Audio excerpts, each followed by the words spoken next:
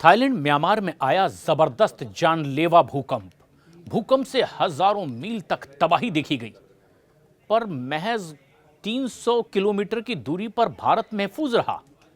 ये एक सुखद आश्चर्य है, लेकिन आखिर ऐसा क्यों हुआ, ये जान लेना भी बहुत जरूरी है।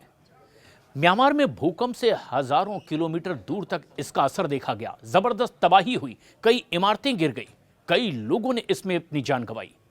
लेकिन महज 300 किलोमीटर दूर है वहां से भारत को ऐसा कोई बड़ा नुकसान नहीं हुआ। इसकी कहानी भी बहुत दिलचस्प है, हालांकि यह आश्चर्यजनक जरूर है। म्यांमार में 7.2 तीव्रता का भूकंप आया तो काफी तबाही मची है। सिर्फ म्यांमार ही नहीं, बल्कि थाईलैंड की राजधानी बैंकॉक में भी काफी नुकसान हुआ है। बैंकॉक म्यांमार के उस संगाई क्षेत्र के करीब है जो 1300 किलोमीटर दूर है, जहां पर भूकंप का केंद्र बताया गया। लेकिन इसके बावजूद कई मकान यहां गिर गए, कई लोगों के मारे जाने की खबर आ रही है, कई लोग गंभीर रूप से घायल हैं जिन्हें अस्पताल में उपचार के लिए भर्ती करवाया गया है।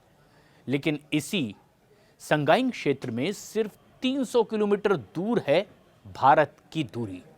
आखिर ये कैसे हुआ कि भारत को ऐसे कोई बड़ा नुकसान नहीं हुआ?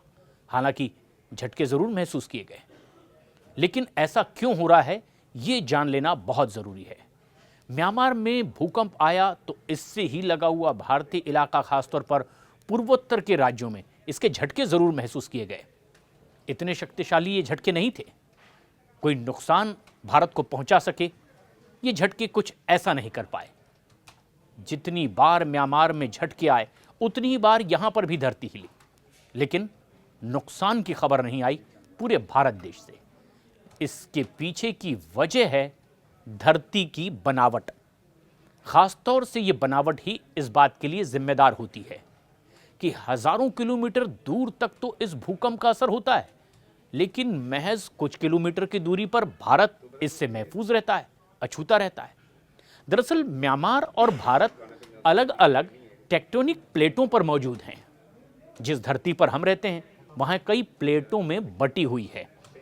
जिस प्लेट पर म्यांमार और थाईलैंड आते हैं उस पर भारत नहीं आता, और इसीलिए इसका झटका भारत में कम लगता है अगर भूकंप वहां आता है।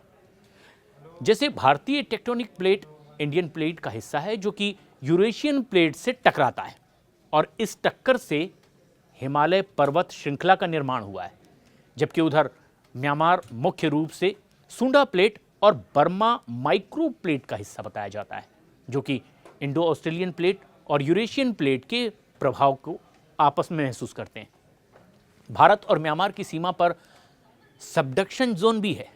यहां पर भारतीय प्लेट उत्तर पूर्व की ओर बढ़ रही है और बर्मा माइक्रो प्लेट्स जो है वो नीचे दबती चली जा रही है, और इसकी वजह से म्यांमार और भारत के पूर्वोत्तर राज्यों जैसे कि मिजोरम, नागालैंड, मणिपुर और अरुणाचल प्रदेश में भूकंप का खतरा ज्यादा महसूस होता है।